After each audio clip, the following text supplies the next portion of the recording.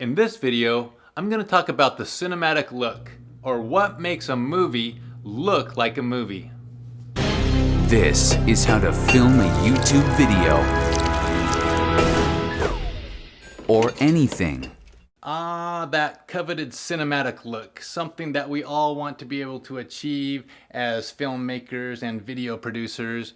And if you're like me, the first time you got your hands on a pretty decent camera, you went out and shot some pictures and said, all right, now this is going to look like a movie. And when I put the footage in the edit bay, I looked at it and I'm like, this looks like the same crappy pictures that I always took.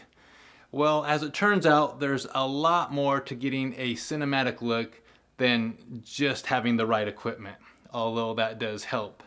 But in this video, hopefully you will learn that there's a lot of techniques, aspects, artistry, all these elements go into making a movie look like a movie. And even if you're lacking in some, you could hopefully go out and make something that looks fairly cinematic using just your iPhone camera, because really that's a remarkable camera. Now, if you have an $80 million budget, then I suggest that you just go top notch on everything, all the equipment, hire the best DPs, get some gaffers, get 1,000 megawatts of lighting and make it happen. But most of us are not in that situation. And so I'm just going to lay down some ground rules for what makes a movie look like a movie. And I want you to understand also that this is not a comprehensive video. When you get done watching this video, you're not going to become the next Steven Spielberg. But then again, maybe you will. But it's not because of this video entirely. I'm just going to touch on a lot of different topics that go into that cinematic look. And each one of them merits further study and exploration on your own. And even in this YouTube channel, I'll come back around to a lot of these and we'll discuss them more in depth. But for this one, we're just going to touch on a bunch of them. Are you ready?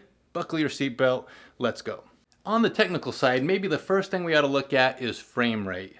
Film is framed at 24 frames per second, whereas television tends to be 30 frames per second, unless you're in Europe, and then it's 25 frames per second. But you want to make sure your camera is set on 24 frames per second. That is 24 images every second of filming. Now, you also want to have 24p as opposed to 24i. P stands for progressive, and that says that each image is a full entire picture, whereas I stands for interlaced, and that means you're getting half a picture weaved in with half a picture every other time.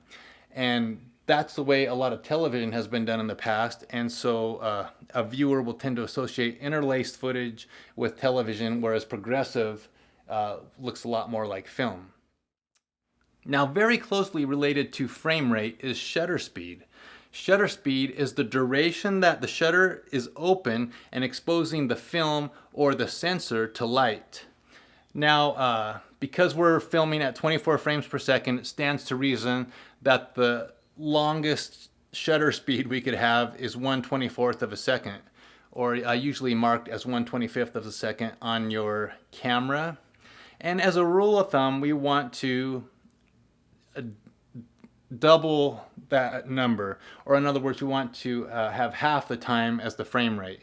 So in other words, instead of 1/24th, we want to have about 1/48th. A lot of cameras will have 1/50th of a second. That's close enough. They say the frame rate that best emulates the human eye is right around 1/60th of a second. So if you want to film at 1/60th of a second, that is great too. Now, shutter speed can also vary widely, and so even though we might have a rule of thumb that says, okay, let's film everything at 1/60th of a second, there are instances where we want to maybe slow that down or speed that up. So in other words, a really high frame rate would be like 1/25th of a second, 1/250th, or 1/1000th of a second. The higher the frame rate goes, the more the action is frozen. So someone can be moving very fast, and each image is going to start to become sharper and clearer as the frame rate goes up. So you'll see a lot of action scenes or fight sequences in modern movies are filmed at a very high shutter speed, and it looks very choppy, very like a strobe light effect almost. At the same time, some cameras will allow you to go below 1/24th of a second on the shutter speed, and what in essence happens is that image is just duplicated onto 2 frames if it takes longer than 1 frame can hold. But we call this dragging the shutter, and that effect can also be good if you want to give kind of a dreamy or drugged out look, or kind of a lost and wandering, disoriented look. And you'll see that in movies as well. So don't get stuck that everything needs to be at 1/60th of a second. But you know, you can go ahead and play with it and use that knowledge to your advantage. Now, the aperture is a device inside the lens that will choke down light or open up light and let it shine through the lens onto the sensor. The aperture is also sometimes called the iris, and it is measured in f-stops. So in other words, the higher the f number, the smaller the aperture. When we shut down the aperture down to f16, f22, it gets pretty small. f2.8, f2 is getting pretty big. And the way we want to use this in getting our cinematic look is that the aperture also directly affects what we call depth of field. So in other words, the smaller the aperture, the greater the depth of field, and that means that things are going to be in really good focus for a long range. So in other words, on a wide aperture, say we're at f2.8 and we're filming an actor, and the actor's in sharp focus, but you'll see in the background everything's kind of blurry. It's blurred out, and even objects in the foreground are blurred out. That's what we call a narrow depth of focus, and most of the time that is what we want for a cinematic look. So we want to be in those larger apertures, smaller f numbers. Now, at the same time, there are times when you might want to try to keep everything in focus because it's just important to the story, and then you're going to want to go for the, you know, f16, f22. Now, once you have that narrow depth of field, you can actually use the focus to shift in and out attention from where you want to be. So let's say there's a telephone way behind me, and I hear the telephone ring. The focus might be on me, and then you'll rack that focus back to the telephone, and that causes the viewer's attention to go from me to the telephone. And presumably there's, you know, someone very threatening that's trying to call me. I don't know why they would do that. There's one more factor that will control the light, and that is the ISO sensitivity. So in other words, as we get into a darker and darker situation, we need to start cranking that ISO up, up, up. But as much as we can, we normally want to keep that ISO as low as we can, which on most digital cameras is ISO 100. Because as we go up, the noise or the graininess of the image begins to increase. And so when you start getting into those really high ISOs, your image quality really starts to deteriorate. Okay, now that we've looked at all these aspects of light control, and we decided that the cinematic look I want is going to require me to film at f2.8 and ISO 100 and a shutter speed of 1/60th, but I'm filming outside and it's full sunlight and I'm trying to film it with those settings, well, guess what? The sensor is just way overexposed. Everything's blown out. You can barely see anything. It looks almost like a white image. It's all messed up. So the only other factors we have to control the light is to either dim the ambient light, and if you're working with the sun, that's going to be very difficult, or to put a neutral density filter over the lens. And neutral density filter is kind of like sunglasses for your camera. You put sunglasses on and you keep layering it until you get the right exposure, and that way you can keep the settings that are going to give you that cinematic look. If you just put the camera on automatic, it's going to jump your shutter speed way up. It's going to, you know, it's going to give you what it thinks is best going just by averages, and it's not going to give you that cinematic look that you're looking for. So neutral density filters, look into those. Also, if you can film in a studio where you can control the light, you can just click on more lights, click off lights as you need it. So in other words, if you have certain settings that you want your camera and lens to be set at, then you have to control the light around it, either through neutral density filters or just physically placing more or less lights in your studio. But no one said it was going to be easy. One more factor that has an effect on the depth of field is the size of your sensor.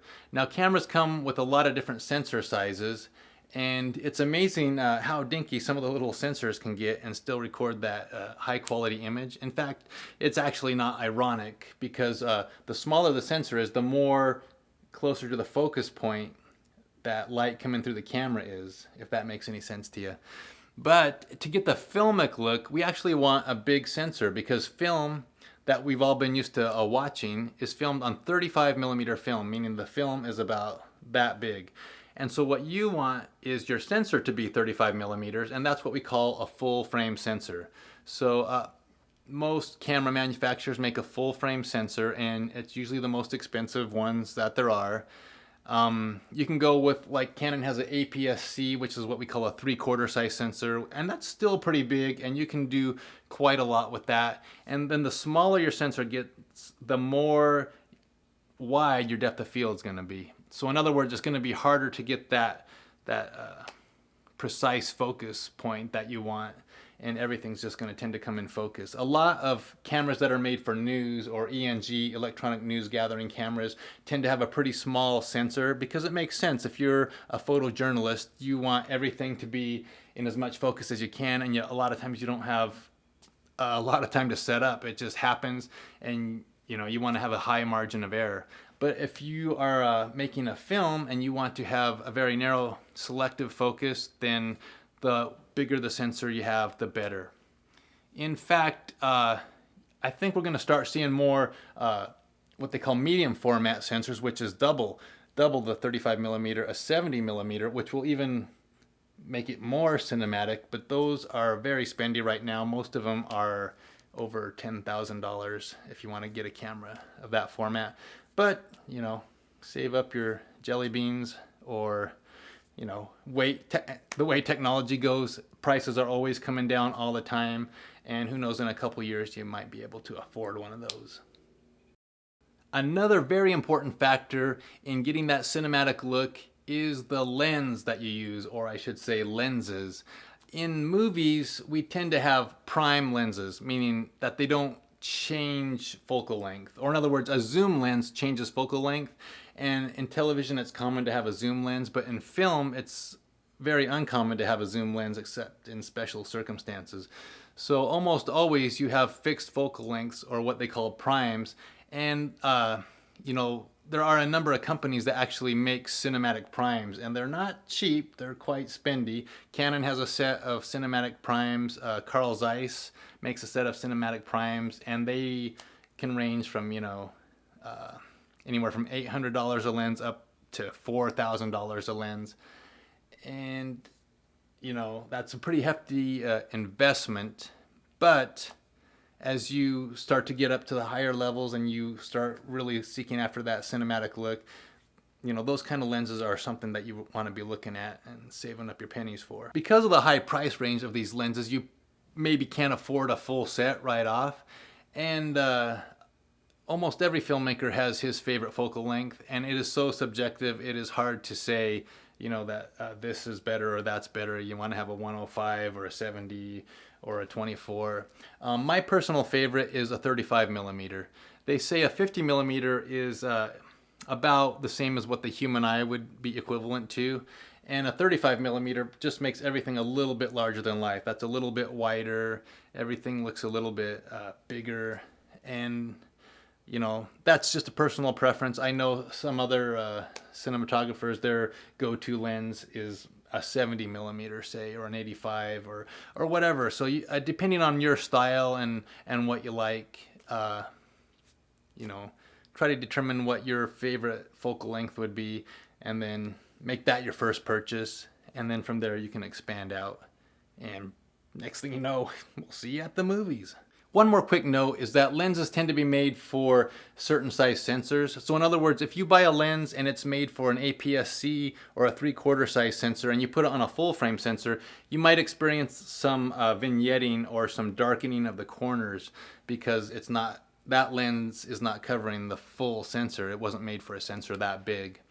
And not always the end of the world, but just something to be aware of. One more technical thing that I want to touch on is the aspect ratio. Aspect ratio just refers to the shape of the image that you're seeing. So in other words, when we were watching standard definition television back in the day, that was a 3:4 ratio. So it's almost square. It's a little bit wider than it is tall. And now a lot of people watch HD TV, and that is a 16:9 ratio. It's getting even wider, but it's still not as wide as most movies you watch, which tend to be anamorphic widescreen. And anamorphic, it's just kind of a big word saying that they squish the data with the lens onto the film or the sensor, and then they stretch it back out when you project it. And anyway, you'll see that movies, when you go to, are much wider than television. And so if you want to get that cinematic look, sometimes you can kind of cheat that look if you don't want to actually go out and buy anamorphic lenses, which are a little bit of a pain to use. You can actually just put a black bar on top and bottom and crop off a portion of your video and give it that cinematic look. That's cheating a bit, but that's the way they do it. So emulating anamorphic widescreen is one more tool in your toolbox to kind of give your video that movie look. There are some different aspect ratios when it comes to anamorphic. There's not just one, but probably the most common is what they call 2:4:0, or in other words, it's 1 unit high by 2.41 units wide. And you know, you can get it somewhere in that neighborhood, I think. So those are a lot of the technical aspects that go into making a movie look like a movie, but there's also a lot of artistry that goes into it, and that includes things like composition, like how do you compose a shot, how do you set it up. If you put the talent right in the middle like I am right now, that's really not very artistic or film-like. In other words, there would tend to be more talking room. So I might be over here and facing this way, and I'm talking to somebody. And then on the reverse shot, you want to have the person talking back this way. And so it looks, you know, when you flip back and forth between scenes, it looks like, hey, how are you doing? Hey, how are you doing? I'm talking to you, and I'm talking to you, and it feels like a movie. Whereas if we did the same thing with me standing right in the middle, it's just kind of awkward. Hey, how are you? Hey, how are you? I'm talking to you. I'm talking to you. Right? It's kind of not working. So there's a whole world of composition and composing shots, getting that artistry look. In fact, I would recommend that you take a still photography class, because you can learn so much of this stuff just through still photography, because all a movie is still photography at the rate of 24 images per second. We talked about that, remember? Another artistry aspect that maybe bleeds a little bit into the technical side is cinematic motion. If you watch a movie, you'll notice that the camera is almost always moving. So the camera is playing a part to guide the viewer into what's important in the story. In other words, you don't want to just move the camera just because it's pretty, or just because you're bored, or you saw Steven Spielberg do it in his movie. But you want to move the camera with purpose, and you want to either bring the audience closer into the action that's important, or let them draw back if you're receding from a scene. If you want to lead into something, you know, there's like a million different ways you can move the camera, and we'll talk about some of those later, whether, you know, dolly in, dolly out, pedestal up, pedestal down, tilt left, tilt right, pan left, pan right. Be looking for a future video on that, because we can't cover it all here. But just remember that the camera is moving a lot in movies. And then even if you have a lot of motion shots and then come to a still shot, that still image can have a very powerful impact, because it's telling you something just by the juxtaposition and the contrast between movement and still. I'm getting kind of artsy, huh? Okay, let's move on. Something else you don't want to overlook that plays a huge role is your setting. You want the setting to look like a real movie. If you're just filming in your house and you have white walls, well, that looks more like a Hallmark made for TV movie than it does. Sorry, Hallmark, but hey, just saying. You know, the setting is about as important as one of the characters of the movie. And so you really want your setting to be awesome, actually. Now, I realized, you know, the guys with the $80 million budget have a little bit more cash for doing props and painting and all that crazy stuff. But as much as you can, pay attention to the setting. At the same time, pay attention to costume, props, hair and makeup. All these things play a huge role into making something believable and pulling you into a story and making it look cinematic. Not saying it's easy, I'm just saying it's important. Now, I would be remiss if I didn't talk a little bit about lighting, or a lot about lighting, but we don't have time to get into all that, and it starts to get both technical and artistic as we get into it. But needless to say, you need not only the right amount of light, like we talked about earlier, but you need the right shape of light. You need the right quality of light, whether it's soft light, hard light. What direction is it coming from? Do we have some rim lights in the back giving highlights? Do we have, a light coming from above to emulate like some kind of angelic presence or something like that? Anyway, there's a lot to learn about lighting, and you want to pay attention to it, and you don't want to ignore that. Another thing I'll mention about lighting real quick is just what we call color temperature. And color temperature really has nothing to do with temperature at all, other than how it kind of makes you feel. So like if a light's more orange, we say that feels warmer. If a light's blue, we say that's a cooler temperature. And they actually have a Kelvin scale they use to measure color temperature of light. So this has nothing to do with watts. It only has to do with the color of light. So indoor light tends to be 32K, or what we call incandescent lights, or old-fashioned light bulbs. They're about 32K in color temperature, which is a little bit orange, kind of warm. Outdoor sunlight is 52K. Again, that's just to say that it's kind of a bluish light. If you're under fluorescent light, that tends to be a little bit green.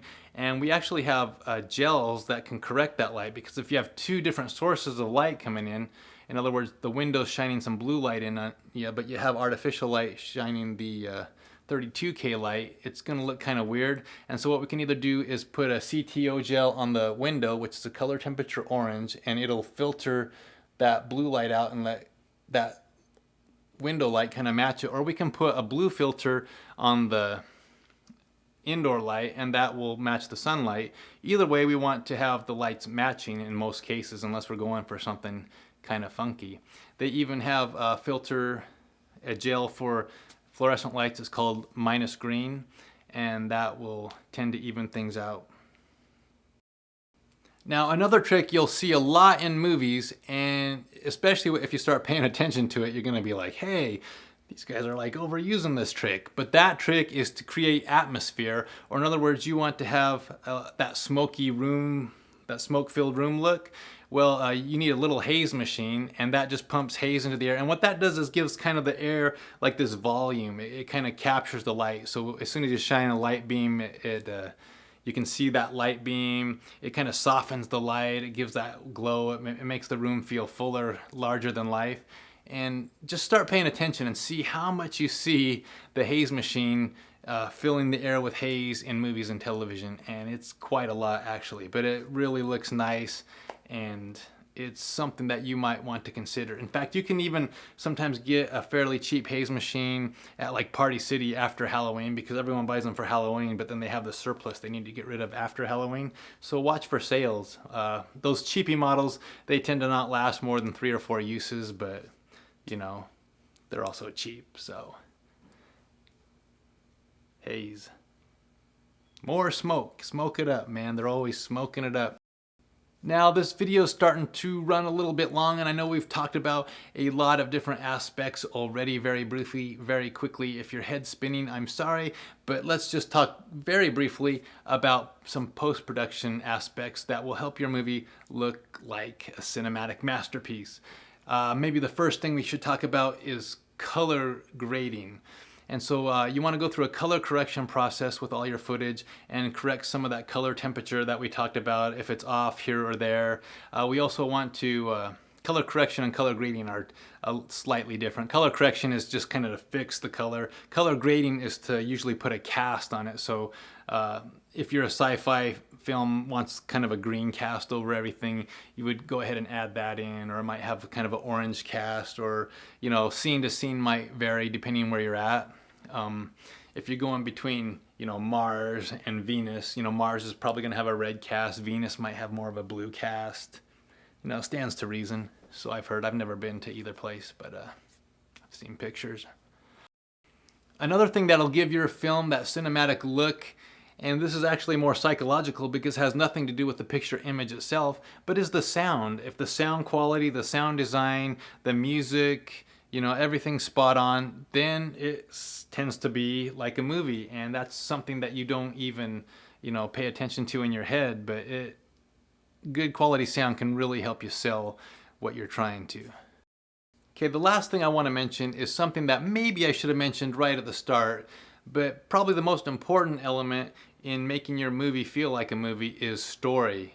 I'm telling you what, if you have a good story, if you have strong characters, then the audience is so much more forgiving over everything else. If the audience can get drawn into that story, then they tend to not notice little errors or flaws or things that aren't cinematic. They won't be picking apart your production because they are so engrossed with the story that they're watching. And anyway, that's what a movie is supposed to be all about. So number one, don't neglect story. In the future, we're going to have some tutorials on the elements that go into making a good story, into writing a good script, into developing characters, into developing conflict in your plot.